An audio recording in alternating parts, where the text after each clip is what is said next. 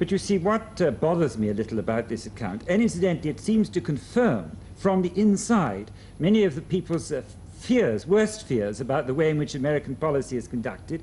For example, you say that all sorts of things were done in the field, for example, plotting to overthrow the Syrian government and others, without the State Department being very fully informed about what you were up to. The State Department didn't want to be informed in that particular instance. If it had been informed, it would have to have told us not to do it.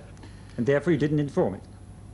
The State Department practically asked not to be informed in this case. We did inform the State Department, and as you've read the book, you know this case where simply it was hinted to us that we had best shut up about what was happening in the country, and if Hosni Zaim, the case in point, you are talking about the Syrian case, when you overthrew the Syrian government. If Hosni Zaim wanted to have a coup, and if his intention was to get rid of the corrupt government and establish a democratic government, we should leave him alone and stay out of it. And that was a State Department policy, but in fact, you very largely organized, directed, I mean you personally, but you're among the team who did it, organized and directed this coup. Exactly. Yes. And then when Secretary Dulles was in office, you say that he was taking the high road, but the working levels at the State Department and the Pentagon were well advanced down the low road. That is a totally different policy, carrying on subsidiary policies almost totally inconsistent with the secretaries. Do you think that's a useful way of conducting a foreign policy? Keith, I'm not going to make a moral judgment about this. You're asking me the way things are done, and that's what my book is about. My book is not about complaining. My book is not a great outcry about how things are done wrong or right with the American government. I'm simply describing the way things are done. Yes. It is true. Now let me finish.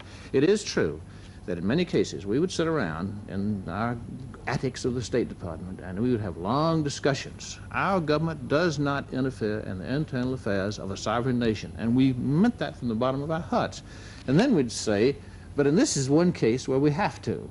And so we would have to try to decide how to do what it was we said was against our policy to do. And we did, in fact, interfere in the internal affairs of many sovereign nations. I must say we don't do it anymore. I mean, but there was a time.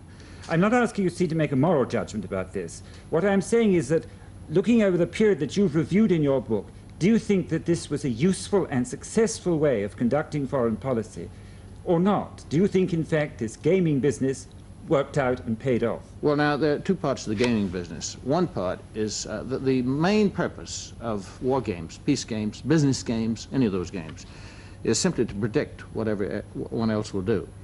In that regard, games have been very, very satisfactory. The other part to the game is actually to play it by making moves so as to bring about the outcome that you want.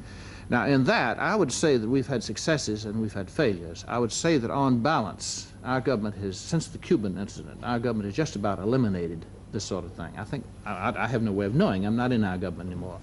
But my feeling is that this is just about, is decided that on balance this is a bad thing to do, and it's better to let a country stew in its own juice. If it has a corrupt leader, let them have it. It's their tough luck. If the people in the country don't have what it takes to get rid of a corrupt leader, the hell with them. Let them keep him. And so this means really that this whole experiment, which in many ways you describe, is a phase of policy in America which in your view is over because it didn't pay off. Yes, I would say so. Thank you, Mr. Copeland.